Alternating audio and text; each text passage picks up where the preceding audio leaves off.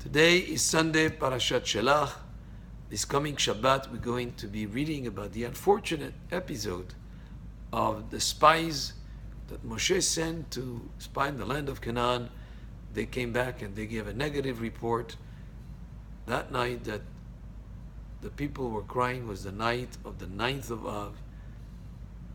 And the 9th of Av, because they cried in vain, became the night that both Batei Mikdash were destroyed.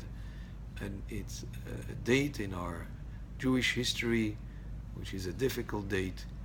And these spies, the 12 spies that went, 10 gave actually a negative report. 2, Yoshua bin Nun and Kalev ben Yefuneh, were the 2 that gave a positive report. And we see in the parasha, Yoshua, his name was Hoshea.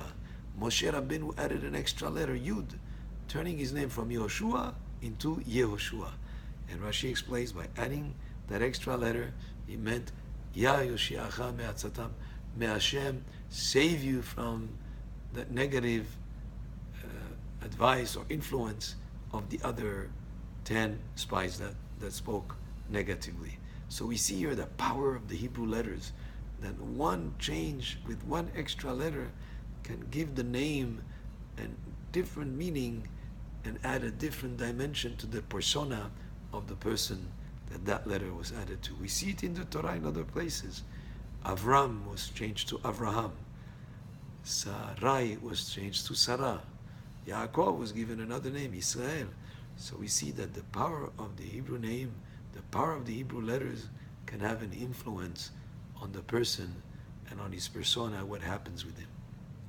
Kalev ben Yefuneh, when they start their mission, goes to the city of Hebron. He goes to pray at Me'arat HaMachpelah, the place of burial of Abraham, Yitzchak, and Yaakov.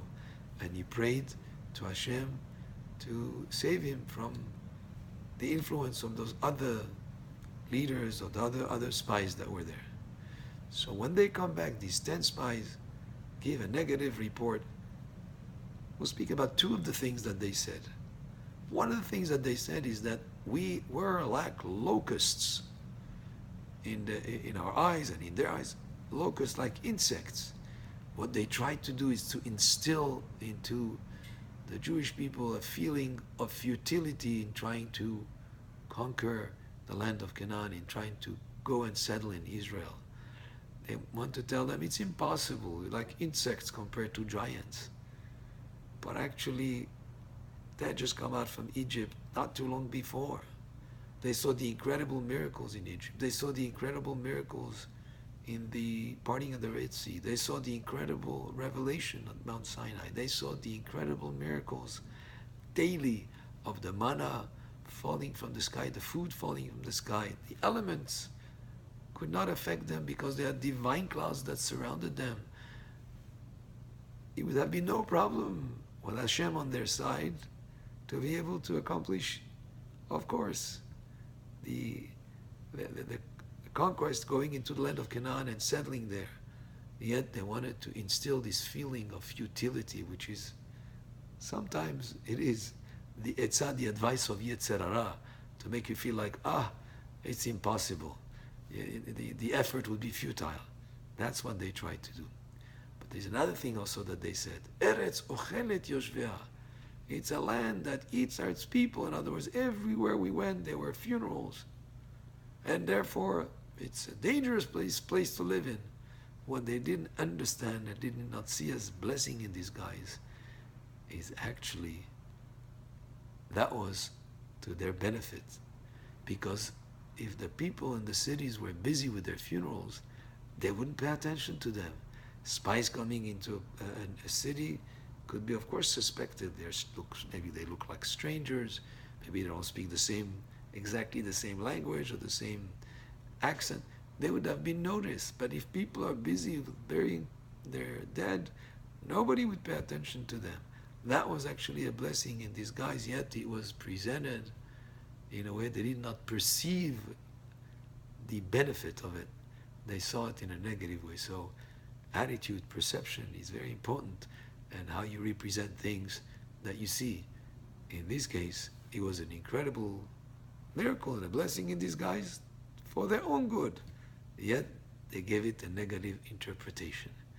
And that Lashon Hara that they spoke about the land of Israel caused some terrible consequences. And because of that, that generation died in the desert. And they went into Eretz Israel many years later. And they had to stay in the desert for 40 years. They could have gone much, much, much, much sooner. So we see here the severity of Lashon Hara. And in this case, even when it's not about people, it's about the land. So one more reason why we have to be careful with what we say. We have to be careful not to speak negatively, just like we learned at the end of last week's parasha with Miriam HaNevi'ah when she spoke about Moshe, that she was punished with leprosy. So the pasuk says, Sur merav va'asetov, stay away from bad and do good, rather than negative speech. Let's be careful to use our power of speech to say positive things, to learn Torah, to pray to Hashem, to use it to give compliments, to use it in a very positive manner, and in Kodesh as much as possible, in holy pursuits as much as possible. Baruch Adonai le'olam, amen ve'amen.